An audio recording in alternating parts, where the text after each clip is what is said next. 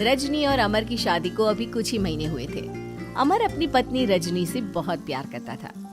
शुरू के कुछ दिन तो सब कुछ ठीक ठाक चलता रहा, लेकिन फिर छोटी छोटी बातों पर अमर और रजनी का झगड़ा होने लगा। अरे, तुमने फिर से गीला टॉवेल बेड पर डाल दिया। कितनी बार तुमसे कहा है कि सारा बेड गीला हो जाता है। अरे गुस्सा क्यों कर रही हो? गलती हो गई मुझसे, अगली बार ध्यान रखूंगा। बस हर बार पर बस यही कह के चल देते हो। सारा दिन सफाई तो मुझे करनी पड़ती है ना। देखो रजनी, इस तरह नाराज मत हो। मैंने कहा ना, मैं ध्यान रखूंगा आगे से।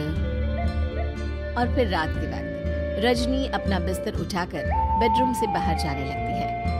अरे क्या हुआ रजनी? सुबह वाली बात पर अभी तक नाराज हो क्या? नहीं, ऐसी कोई बात नहीं है। तो फिर तुम अपना बिस्तर लेकर कहाँ जा रही हो?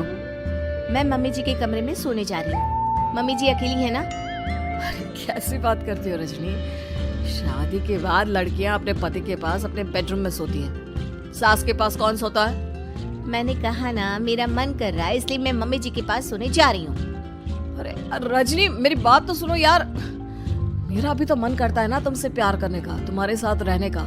ऑफिस से थका हारा आया हूँ और तुम मम्मी जी के पास सोने जा रही हो। देखो, मुझे आज अपनी सास के पास सोने का मन है और मैं जा रही हूँ। इतना कहकर रजनी अपनी सास के साथ सोने के लिए उनके कमरे में चली जाती है। रजनी बेटा, तुम यहाँ?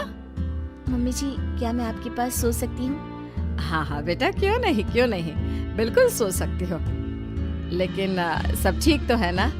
अमर के साथ झगड़ा हुआ है क्या? नहीं नहीं मम्मी जी, मैं रोज रोज इनके साथ उस कमरे में सोकर बोर हो चुकी हूँ। थोड़ा सा चेंज हो जाएगा इसलिए आपके पास सो जाती हूँ। आपको कोई ऐतराज हो तो बता दीजिए। अरे नहीं नहीं बेटा, ऐसी कोई बात नहीं, सो जाओ। और फिर अगले दिन। अमर बेटा, तुम्हारा रजनी के साथ कोई झगड़ा हुआ है क्या? नहीं तो मम्मी, ऐसे तो कोई बात नहीं है। क्यों, क्या हुआ? अरे वो कल रात मेरे कमरे में सोने आ गई थी तो मुझे लगा सब ठीक तो है ना बेटा? नहीं मम्मी जी, वो ऐसी बस उसका मन किया होगा। कह रही थी कि मम्मी अकेली है इसलिए आपकी चिंता हो रही थी। पर अगली रात को फिर से रजनी अपना बिस्तर उठाकर सास के कमरे में पहुंच जाती है। रजनी बेटा, आज फिर से मेरे पास सोने आ गई। मम्मी जी, आपको मेरा अपने पास आना अच्छा नहीं लगता? अगर ऐसी बात है तो मैं बाहर ड्राइंग रूम में चली जाती हूँ। अरे नहीं नहीं बेटा, ऐसा कुछ नहीं है। पर अमर अपने कमरे में अकेला होगा ना? अरे तो वो कौन से 6 महीने के छोटे दूध पीते बच्चे हैं, उनको डर थोड़ी ना लगता है। इतने बड़े हो गए हैं, 1-2 दिन अकेले सो लेंगे तो कुछ बिगड़ नहीं जाएगा। और इस तरह फिर तो ये रोज की बात हो गई। रजनी रोज अपना बिस्तर उठाती, अपनी सास के पास आकर सो जाती।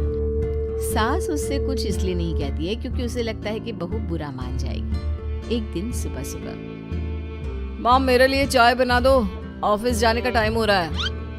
अरे बेटा, तो रजनी से क्यों नहीं कह देते? मुझे उससे बात करने का बिल्कुल भी मन नहीं है। अरे आखिर क्या बात है बेटा, तुम इतने उदास क्यों लग रहे हो? देखो ना माँ, आजकल रजनी का बिहेवियर मुझे कुछ समझ में नहीं आ रहा। रोज रात को आपके पास आकर सो जाती है। अगर उसे मेरी परवाह नहीं तो मुझे भी कोई फर्क नहीं पड़ता। अमर गुस्से में ही घर से ऑफिस चला जाता है। ये देखकर सास बहुत दुखी हो जाती है। और फिर अगले दिन, मम्मी जी, मैं आ गई आपके पास सोने।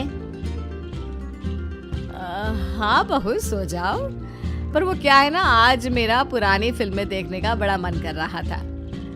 कोई बात नहीं, सो जाओ, मैं पिक्चर देखती रहूंगी। ठीक है मम्मी जी।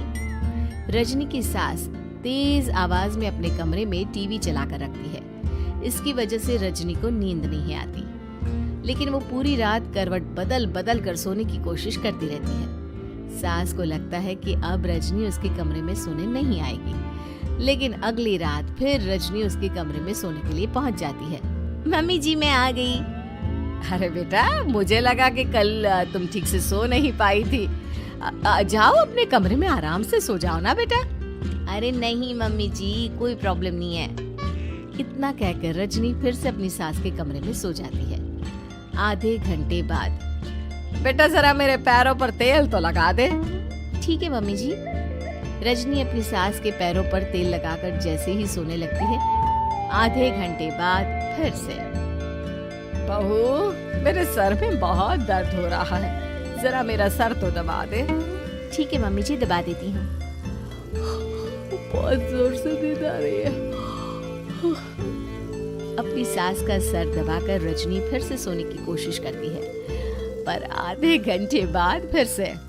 अरे बहू, बड़ी जोर से प्यास लगी है बेटा, जरा किचन से पानी तो लेकर आ। अरे मम्मी जी, जैसे ही नींद आने लगती है आप कुछ मांग लेती है। रजनी चुपचाप जाकर किचन से पानी लेकर आती है। इस तरह रजनी की सास पूरी रात हर आधे आधे घंटे पर उसे किसी न किसी बहाने से जगाती रहती है। रजनी परेशान हो जाती है। सास को लगता है कि इस बार वो उसके कमरे में सोने के लिए बिल्कुल नहीं आएगी, लेकिन अगली रात फिर से रजनी वहां पहुंच जाती है। मम्मी जी, आज मैंने आपकी दवाई, पानी सब कुछ लाकर रख दिया है। अब आप प्लीज चुपचाप सो जाइएगा और मुझे भी सोने दीजिएगा। देखिए, 2 रातों से ना मैं सो ही नहीं पाई हूँ। अच्छा ठीक है बेटा, सो जा। थोड़ी देर के बाद रजनी की सास बहुत जोर जोर से खर्राटे लेना शुरू करती है। खर्राटे इतने तेज होते हैं कि रजनी के कानों में दर्द होने लगता है। हे भगवान, मम्मी जी को क्या हो गया है? क्या करूं, कहाँ जाऊं मैं? परेशान होकर रजनी वापस अपने कमरे में जाती है। रजनी, आज तो बहुत दिनों के बाद अपने बेडरूम में सोने आई हो। आ जाओ। वैसे भी तुम्हारे बिना मेरा मन नहीं लगता है। क्या करती, तुम्हारी मम्मी के खर्राटों ने तो मेरी नींद उड़ा कर रखी है। अब मुझे यहीं पर सोना पड़ेगा। अगली सुबह। अरे रजनी बेटा, रात को कहाँ चली गई थी? मैं तुम्हें कितना ढूंढ रही थी, मैं तो डर ही गई थी। मेरी बहू न जाने कहाँ चली गई। कहाँ जाती मम्मी जी, अपने कमरे में गई थी। और आजकल ना आप मुझे जानबूझकर बहुत परेशान करती हैं। अगर मुझसे कोई गलती हो गई हो तो सीधे सीधे क्यों नहीं कह रही हैं? 3 रात हो गई है, मुझे ठीक से नींद भी नहीं आती। रजनी, ऐसे क्यों बात कर रही हो? मम्मी ने क्या कर दिया? आप अपनी मम्मी से क्यों नहीं पूछते? मैं बहू हूँ तो क्या इसका मतलब ये है कि दिन भर काम करो और रात में भी चैन से ना सो? रजनी बेटा, बड़ी नादान हो, इसीलिए तो जानबूझकर मैं ये सब कर रही थी ताकि तुम अपने पति के पास जाकर अपने बेडरूम में सो जाओ। शादी को सिर्फ 6 महीने हुए हैं और तुमने मेरे कमरे में आकर सोना शुरू कर दिया।